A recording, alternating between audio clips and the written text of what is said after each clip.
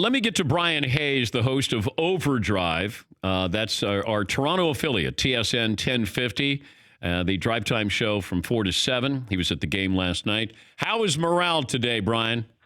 I think we're holding up okay, Dan. It was a wild scene last night, and Golden State's a great team. They're a dynasty, obviously, but they squeaked out a win last night. They held control for the majority of the game, but at the end of the day, it's still 3-2, and the Raptors are 7-2 since going down 2-0 against Milwaukee and 3-0 on the road.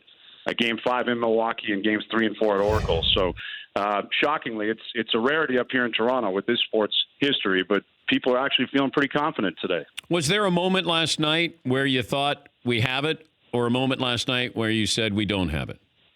A half second before Nick Nurse called that timeout, with about 3:05 left on the clock, and about 30 seconds after play resumed. Kawhi Leonard, he went, legend. He went on a 10-point run on his own, and that building, I've been going there for 20 years. I have never felt that type of electricity course through that building. It was ready to pop. People were going crazy, and Steph Curry misses a three. And you could tell Steph was dejected. You could tell he was thinking, here we go. We're about to hand over a title. And I have no idea what Nick Nurse was doing calling that timeout. And then they come out of the timeout, and Clay hits 2 threes, Steph hits a 3, and Kawhi Leonard doesn't get another basket. And now they're heading back to Oakland. I said there was 5 seconds of bad fan behavior. I don't want to blame this on everybody there, obviously. But it felt like, it's an emotional moment. You're trying to win a championship. You're winning a championship for an entire country. Durant goes down.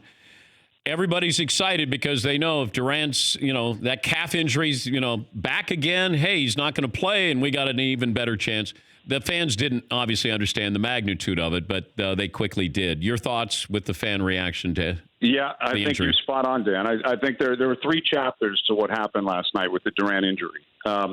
For starters, you've got to go back to even before the series began. We've been jokingly calling Durant John Wick on our show because he's just the boogeyman that's in the shadows, and if he shows up, you're in big trouble. So there's been a lot of trepidation, coursing throughout the fan base here, knowing who he is and what he represents. It didn't help that he shows up last night and hits 2 quick threes and looks unbelievable in the first quarter. So there was a lot of angst because of who Durant was. And I think when he originally got injured, the initial pop was people thought Serge Ibaka got a steal. Now, he didn't. Durant obviously blew out his Achilles or whatever he did. He just kind of let go of the ball. But you're right. I think it was human nature the first 3 or 4 seconds, like, wow, he's down, and that means the Raptors really have a shot at winning this title. That was the first chapter. The second chapter was the ugliness, where people, I think, understood the extent of his injury. By no means was it 20,000 people. I'm not sure what the percentage of it was in terms of the crowd, but it was loud enough you could pick it up, and they were cheering the fact that this guy was significantly injured. That was the second chapter. The third chapter, though, was redemption, I think, for Toronto, and typically Canadian, because we had to apologize for our initial reaction. And people started chanting his name. And he got a huge applause as he walked down the tunnel. So I don't think that third chapter has been brought up enough. I understand the lure and the captivity that comes with, booing an injury, and obviously it leads to a lot of debate. But there was a real sense of, sorrow for Kevin Durant in the crowd, and he did get a pretty decent chant by the time he left the building. I mentioned this yesterday. In fact, I think this was our poll question for a little while. If I say to the country of Canada, you can have a Raptors championship or the Maple Leafs win another Stanley Cup, and I said, I don't think this is really a decision or a choice. Like, this is Canada winning a championship. People in Alberta and Calgary couldn't care less about Toronto winning a Stanley Cup, but it feels like Canada would be able to embrace a championship in a sport that they haven't ever won a championship before. Your thoughts on that?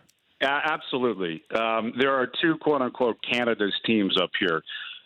It's the Raptors and the Blue Jays because they're on an island. They're the only Canadian teams in the NBA and Major League Baseball, where in the NHL, you got 7 Canadian teams, and the Maple Leafs are so hated by anyone that isn't a Maple Leaf fan.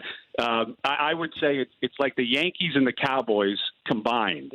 If somehow you were to put together the obnoxiousness of the Yankees fans and Cowboys fans, they would dwarf into Maple Leaf fans without the success, although the Cowboys haven't had a lot of success recently either.